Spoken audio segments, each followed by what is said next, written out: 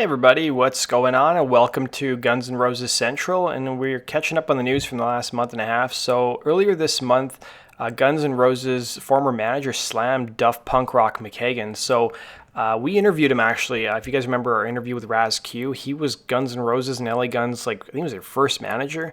And he commented on Guns N' Roses bassist Duff McKagan's recent support for the Me Too movement and how, despite some offensive lyrics, Guns N' Roses weren't bad guys like Harvey Weinstein. That's what Duff claimed in an interview. He also accused an unnamed past or present Guns N' Roses member of selling drugs as well.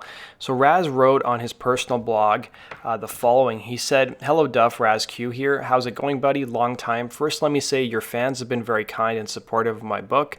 For that, I'm forever thankful, and it was fun while it lasted. Nevertheless, I feel compelled to ask you a few questions. Remember not too long ago when you said this? I'm sure stuff was going on, Harvey Weinstein stuff and all that, but we hated that. If we saw that stuff going around us, we didn't allow it to happen around us. We were still good dudes," he says. "None of our friends said grab her by the expletive. You know what I mean? Who would say something like that? And I don't mean to be political against the dude who said that. It's just an idiotic, stupid thing to say for any man, and that's the way I've always thought. So the 80s are now. I could have written Last September in the 80s. So just to give you guys some perspective, Last September is a song that appeared on Duff's latest album, Tenderness, and it's all about the Me Too movement. So Raz Q would say in his letter, "Come on, man, seriously, you can't utter such absurdities and expect it to go unchallenged. The hypocrisy coming from someone that is a member in good standing of your cesspool of an industry means that I'm compelled to call radishes on this one.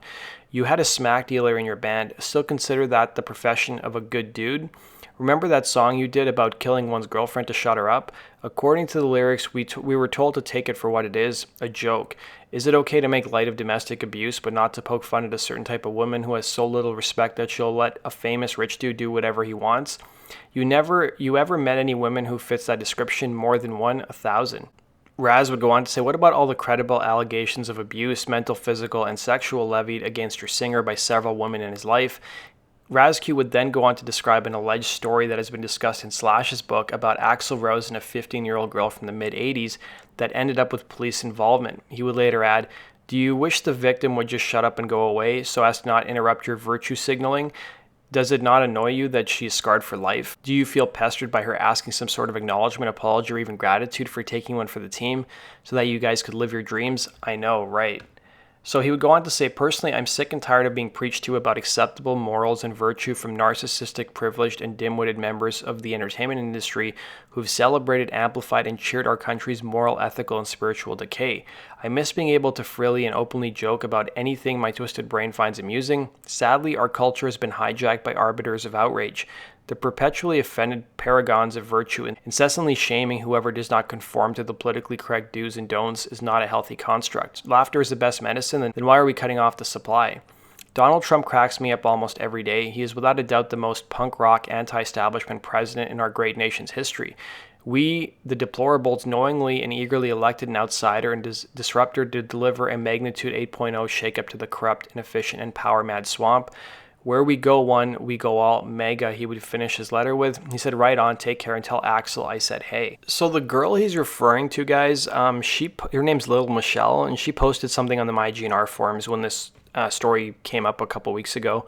And then she actually sent me an email about her whole story and stuff. And I think she's going to be doing a podcast talking about everything that's going on. So just to give you guys some background, if you guys aren't familiar with the story, I think I do remember reading something about it in Slash's book. And even in one of I think it was the photographic history, it's briefly mentioned during, I think, the Slash interview where he talks about some rape charges that they claim were bogus. But turning now to some more lighthearted news, this was a really cool photo that Megan posted on her Instagram page. So if you guys are fans of Stranger Things, then season 3 just came out recently, and apparently Slash and Megan are big fans of the show. I have to admit that I'm not a big fan of sci-fi, but I have started watching Stranger Things, and it's actually a really good show. I have to admit, I don't watch sci-fi stuff. I watch more, nonfiction kind of shows and more dramas and thrillers.